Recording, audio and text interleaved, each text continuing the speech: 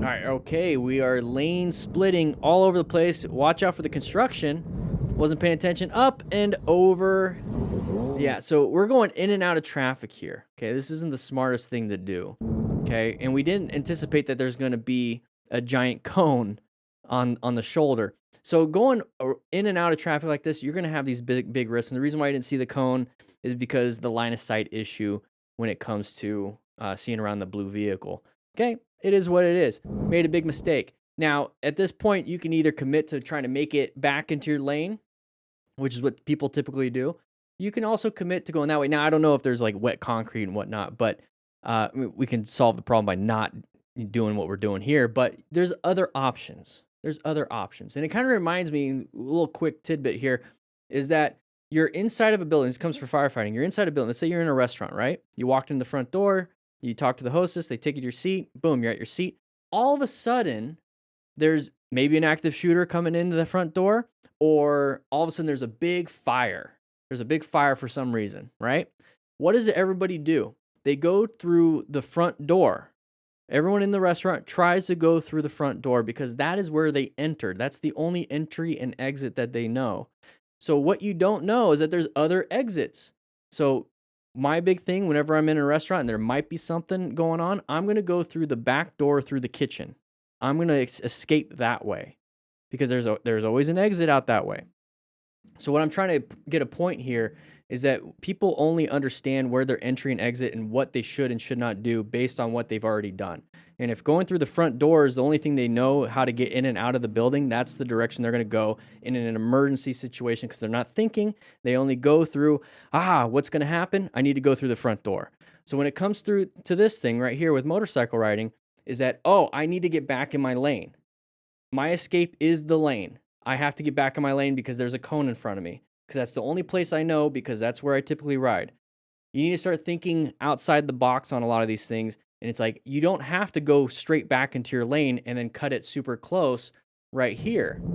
You could have went right where nobody else was thinking and stayed on that path and slowed down enough and then slow speed back into your lane. So there's different things that you can do. All right, so we are going to make a right-handed turn, but we got hit by another car.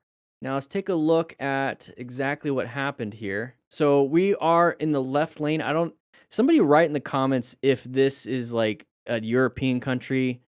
My assumption here, even in the United States, I see the white lines. So it's a 2-lane road. Okay, so we're in the far left lane in a 2-lane road, making a right-handed turn to the right. Okay, so you should be doing that in the right lane, making a right-handed turn. Am I mistaken here? Now, did the car undertake?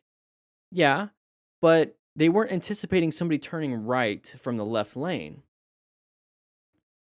Now, I don't know exactly what is really happening here because when I take a look at this part of the image, they straight up were in the middle. They're not even in their lane. So, did we do something wrong? Possibly. Did they do something wrong? Yes. Did we both do something wrong? Probably. So overall, this is a terrible incident that could have been prevented by at least me doing something right by turning in the right lane. So this is overall pretty bad. It hit his right leg. When random strangers match your energy, don't couple. Oh, geez. Here we go. All right. So we're going to be going around. That person just switched lanes. Not a big deal. Not a big deal, dude. We're in the right lane. We're straddling that line. It's an open lane pattern. That truck decided to go to the left lane. We're in the right lane. We're not in the left lane. They went to the left lane. Way ahead of you.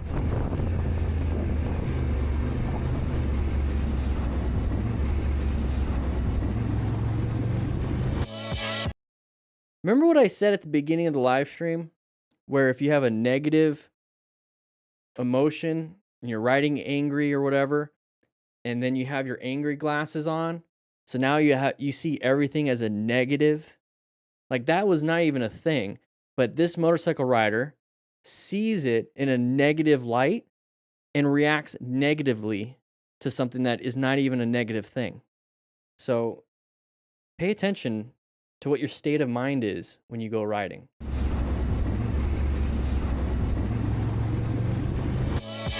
All right, here we go. We got a nice little view here. Same person getting a little angry. Now he's just gonna go ahead and include everybody in on it.